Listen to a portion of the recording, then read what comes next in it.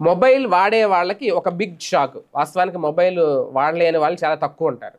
ఎందుకంటే మొబైల్ వాడడం అంటే మొబైల్ రీఛార్జ్ చేసుకోవడం అనేది ఈ మధ్యకాలంలో ఏదైనా లేకుండా ఉంటున్నారు కానీ మొబైల్ లేకుండా మొబైల్ రీఛార్జ్ చేసుకోకుండా ఎవరో ఉండరు. ఎవరో ఉంటారేమో ఒకళ్ళిద్దరు వందలో. అయితే ఇక్కడ ఒక చేదు వార్త ఏంటి అంటే మొబైల్ రీఛార్జ్ ధరలు భవిష్యత్తులో పెరగబోతున్నాయట.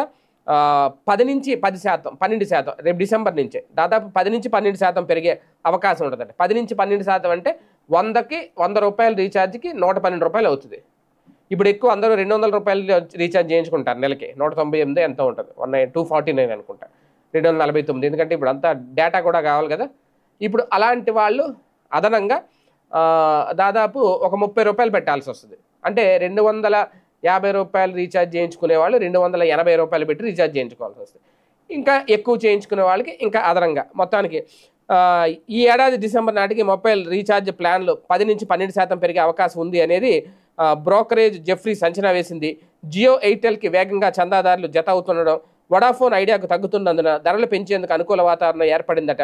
2024 జూలై ప్లాన్ల ధరలను టెలికాం సంస్థలు 11-23% పెంచారు. ఈసారి 5G పురోగతికి అనువుగా టారిఫ్ల పెంపు కూడా ఉండొచ్చు అని చెప్తున్నారు.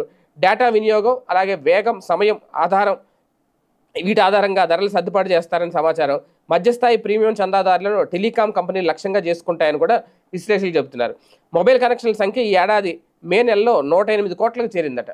ఇది 29 నెలల గరిష్ట స్థాయి. ఆ నెలల్లో రిలయన్స్ జియో కనెక్షన్లు 55 లక్షలు పెరగడంతో మార్కెట్ వాటా 53%కి చేరింది. భారతీయ ఎయిర్టెల్కు 13 లక్షల మంది క్రియాశీలక చందాదారులు జత చేరడంతో మార్కెట్ వాటా 36%కి చేరింది.